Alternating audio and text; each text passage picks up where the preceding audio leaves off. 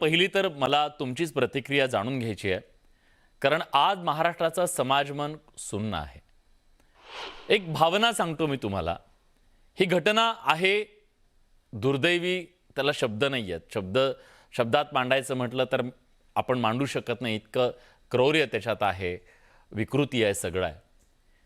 पण काही दिवस गेले की फक्त शहर बदलतं, नराधमांचे चेहरे बदलतात, परिस्थिती बदलत नाही.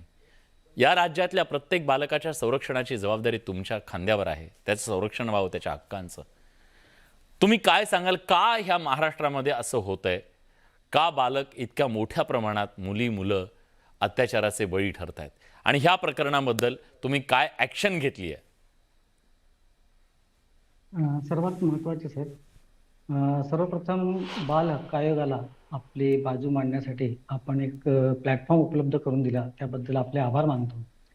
वास्तविक या सर्व ज्या घटना घडत आहेत, ते आपण ज्या बघतो आहोत, ऐकतो आहोत, ते अत्यंत दुर्दैवी आणि निंदनीय आहे सर.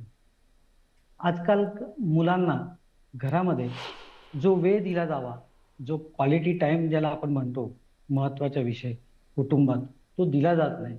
विभक्त आणि एकल कुटुंबासोबतच्या मुलांसोबत राहताना विश्वासाचं जे नातं निर्माण व्हावं, जो सुसंवाद व्हावा, तो होत नाही.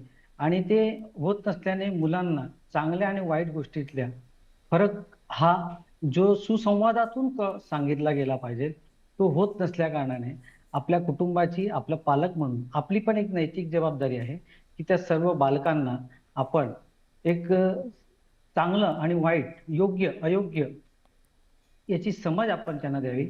आणि पुढे आपण म्हटलं की आपण काय करणार आहोत, तर आम्ही बाल हक्क आयोग म्हणून जेव्हापासून गेल्या 8 ते 10 दिवसापासून काम करण्यास सुरुवात केली आहे, तर समाजातील आणि शासनाच्या असलेल्या वेगवेगळ्या योजना यांच्याशी सुसंवाद ठेवून त्यांच्याकडून वेगवेगळे अहवाल मागून जे बालस्नेही प्रक्रिया अधिक सक्षम कशी होईल, कार्यरत कशी होईल, बाल पोलीस पथक कसे वेगवेगळ्या ठिकाणी निर्माण करून वेगवेगळ्या स्वयंसेवी संस्था, पोलिसिंग यांच्या माध्यमाने समन्वय निर्माण करण्याचा आम्ही प्रयत्न करत आहोत. आम्ही आपल्यासारखे पत्रकार, वेगवेगळ्या शासकीय यंत्रणा यांच्यासोबत बालस्नेही प्रक्रिया आणि संदर्भातील प्रशिक्षण आयोजित करून एक चांगला दुवा निर्माण करण्याचा प्रयत्न करणार आहोत सर.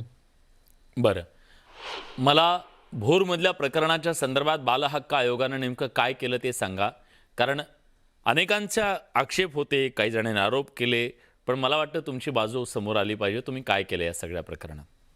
सर, आम्ही तेथील सर्व शासकीय पोलीस यंत्रणा, तेथील पोलीस महासंचालक, पोलीस संचालक, CP यांच्याकडून वेगवेगळे अहवाल मागवले आहेत. त्यासोबत ज्या महाराष्ट्रातील या अशा केसेस चालवलेले जे वेगवेगळे कायदेशीर तज्ज्ञ आहेत, काही सामाजिक संस्था आहेत, काही सामाजिक कार्यकर्ते आहेत, यांचे आम्ही 2 ते 3 दिवसामध्ये अहवाल मागवले. ते एकत्रित करून शासनाला आम्ही ते सोबत देणार आहोत की जेणेकरून विशेष सरकारी वकील यांना ती केस चालवण्यासाठी कोर्टासमोर आणि नुसते आरोप ठेवून नये, तर ते सिद्धतेकडे नेण्यासाठी की जेणेकरून त्यांना एक आरोपीला शिक्षा होईल आणि एक यापुढे आपल्याकडे आता या सगळ्या प्रकरणात पुरेसे पुरावे जमा झालेले आहेत? जमा करण्याच्या पूर्ण पोलीस यंत्रणा प्रयत्न करत आहेत आणि जवळजवळ आता त्या दिशेने आपली संपूर्ण पोलीस यंत्रणेची पण वाटचाल सुरू आहे सर. साधारणपणे ही केस लवकर उभी करण्यासाठी काही डेडलाईन तुम्ही दिलेली आहे? कारण महाराष्ट्र ऐकतोय हे सर. आज महाराष्ट्राला अपेक्षा आहे लवकर. म्हणजे काय होतं सर, घटना घडली की तातडीनं आम्ही करू, लवकर करू. ह्या लवकर जो शब्द, दुसरी घटना घडते सर, तो मागे पडतं. आज लोक म्हणतात आम्हाला, आम्ही प्रश्न टाकतो तेव्हा लोक म्हणतात मालेगाव बद्दल काय झालं? तुमची चर्चा होती 2 दिवसाची, पुढे काय होतं? हा पुढे काय होतं ह्या प्रश्नाचं उत्तर सर आपल्याला द्यावं लागेल, म्हणून विचारतोय. मी सांगतो, पुढच्या वेळेस आपल्याला 100% असं लक्षात आलेलं असेल की लवकरात लवकर याची व्याख्या सुद्धा कायद्याच्या भाषेत नाही तर आपल्या पण याच्यात ती एक निश्चित डिफाईन झालेली असेल. आणि कायदेशीर तर जाऊ द्या, परंतु ही एक आयडियल केस बनेल की या केसमध्ये ज्याप्रमाणे चार्जशीट जे दाखल होईल त्याची कालमर्यादा, तर आपण सुद्धा म्हणाल की लवकरात लवकरची व्याख्या 100% ती डिफाईन झालेली आहे सर. सर, असं झालं तर निश्चितपणे जे पालक आहेत त्या सगळ्यांकडून एक प्रकारचा सकारात्मक प्रतिसाद तुम्हाला सुद्धा मिळताना दिसेल. पण हे व्हायला हवं, ही अपेक्षा मात्र महाराष्ट्राची आहे. मला आज आरोप प्रत्यारोप आणि त्याच्या पलीकडे जाऊन मी सुरुवातीला सांगितलं, पालक म्हणून जे आज सगळेजण बघतायत त्यांच्यासाठी आजची ही डिबेट असणार आहे आणि चर्चा असणार आहे. प्रवीणजी, आपल्या